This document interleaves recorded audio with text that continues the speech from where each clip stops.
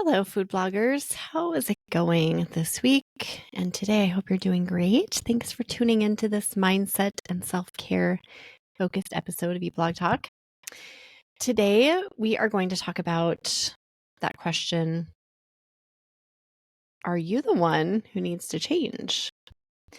I have been such an observer of myself recently in an attempt to just make positive changes in my life and in my business. And one of the things I've noticed is that I'm wrong most of the time. It's weird to say that because I definitely did not feel this way even a few years ago. You know that saying, there are two sides to every story? That is the truth.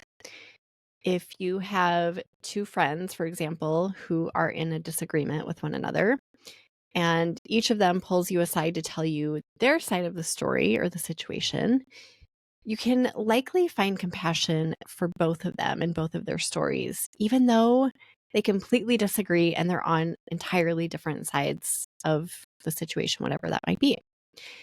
Every single person carries a unique set of values, beliefs, and experiences with them, along with a different level of consciousness. This is the thing that I have been trying to keep in mind lately when someone cuts me off in traffic. Got flipped off the other day because I was doing the zipper merge like the sign told me to do, or when a friend behaves a certain way, or a family member behaves a certain way, or maybe someone who you love doesn't behave in a way that you think they should be behaving. Every single person carries a unique set of values, beliefs, and experiences with them, along with different levels of consciousness. This means that, given their unique perspective, they are right, which means I can drop the need to be right all the time, right? Do you know how hard this is when it's me and a tired teenager arguing about bedtime? Our oldest son, Elijah, has always needed more sleep than most people. My husband, Dan, and I have been massively protective of his bedtimes for his entire life. So we come from a place of protection and love when he's behind schedule on sleep. We know what is going to happen the following day if he doesn't get enough sleep. It will be rough for him and for us, for everybody. But from his perspective, that's not how he sees it. His perspective is he's tired, he's not thinking clearly, and we are badgering him. So the other night, we were kind of going through this same situation where we had differing viewpoints on this, getting to bed. And I just stopped and I thought, he's right. So in the moment, I just dropped it. I softened and I offered him a hug. I stopped telling him to hurry and just stood by in support. After I did that, everything shifted. The energy of the entire room shifted. His energy shifted. My energy shifted. Granted, I do not always have a level of consciousness to have this perspective. I have lots of decades under my belt of not doing this, so it's definitely a journey for me.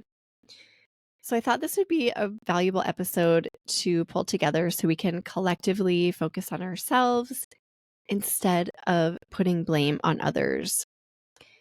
It might be someone in your family who's driving you crazy or pushing your buttons, or maybe it's a peer or a friend who you wish would just do things differently or say things differently or behave differently. Or maybe it's Google or Pinterest. Why can't they act like they did 5 years ago? Whatever it is, what if we shoulder the responsibility and change within ourselves instead of expecting others to do that? Wouldn't things feel so much lighter in both business and in life? So let's talk through some points on this. Number one, you don't always have to be right. I think it's a huge mindset shift to realize that two completely opposite perspectives can both be valid. Your truth does not cancel someone else's truth out. When we insist on being right, we completely lose connection with the other side, the other human. But when we soften and drop the need to win, everything can shift, just like it did with me in the bathroom the other night with Elijah when we were having different perspectives on bedtime. I I'm going to use the word loathe. I loathe talking about politics. In fact, I never do it. I avoid it like the plague because most people who talk about politics think they're right and everyone else is wrong. When others try to engage them, I just think, what is the point? Two extreme viewpoints exist on any given political topic or subtopic under the sun. That is a fact. And both sides strongly believe that they are right. So, who's actually right? If you think about it, the answer is they both are right. Some of you listening might hate me for saying that, but it is true. So, the takeaway for this point is just to practice saying they're right too, not out loud necessarily, just to yourself if you need to. Let that simple phrase dissolve any tension that you have with someone or a group of someone's, and to instead bring compassion into the moment. Number 2, other people are living in a different reality. That driver that flipped me off a few days ago, or the friend who goes quiet on you, or maybe the person who doesn't show up how you think they should be showing up for you, they're not wrong. They are just responding through their own unique lens. One is shaped by a lifetime of experiences, beliefs, wounds, and wiring that you cannot see. Their world is not your world. And if you think about it, that's kind of amazing to realize, because if everyone's reality is different, which it is, we can stop trying to force people into ours. And we can release that frustration of thinking, if they could just see it the way I do, and instead think, of course they see it differently. They're totally different humans with a different perspective and set of everything they bring to the table. I have been catching myself more often in these moments when someone disappoints me or does something I don't understand, and just asking myself, what must their world look like for this to make sense? That simple question softens everything, like it did for me in the bathroom with Elijah. It also helps me to take things way less personally. People are not necessarily trying to hurt me or frustrate me or you. They're often just playing out the version of the world that makes sense to them. The takeaway for this point, when someone triggers you, try to pause and just say, they are operating from their own story. This is a reminder that we're all doing our best given the tools we have. Number 3, you can lead with love even when it's hard. When someone is rude or dismissive to you, or they're not showing up in the way that you think they should show up, our instincts tend to match that energy, or maybe to withdraw or snap back at them. I have been there so many times, but I found that when I choose softness in moments that feel tense or triggering, everything changes.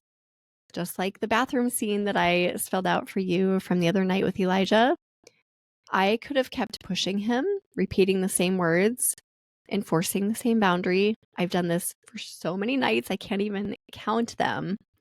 But instead, on this night, I just made the decision to pause and soften and offer a hug instead of further correction.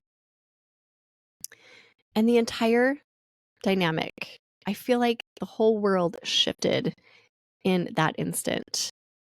And I didn't see that as a weakness. I saw it as strength. It's choosing connection instead of control. It is remembering that when you're the one feeling triggered, you still have a choice in how you show up. This doesn't mean you have to feel like people are walking all over you or ignoring your boundaries. It just means that you lead with your heart and not with your ego. You are staying rooted in love, even if it's not being reflected back to you, because let's be honest, it's not always going to be. By doing that, by leading with love, we're inviting ourselves into a higher version of ourselves as well. And that doesn't always happen immediately, right in the moment, but the energy we put out definitely matters. A takeaway for this point, try choosing connection over correction in one moment this week. Just soften your tone, offer grace, let love lead, and just see what happens. Number 4, awareness is the first step toward change. You cannot change what you're not willing to see. Lately, I've been in this deep phase of observing myself, like I mentioned earlier. So, my reactions, my thoughts, the way I move through each day, and it has been so humbling. Once I really started paying attention, I began to notice patterns that I did not even know existed. For example, the tone I use with my kids sometimes when I'm tired, the story I tell myself in my head when I don't hear back from a friend or loved one, the spiral my brain can jump into when something at work doesn't go as I think it should have gone. We're all walking around with default settings that have been programmed over the years by childhood experiences, societal expectations, even past traumas. And until we notice what those settings are, we stay in autopilot mode. But awareness changes everything. It creates space between the trigger and your response. It allows you to say, there I go again, instead of just going there without a second thought.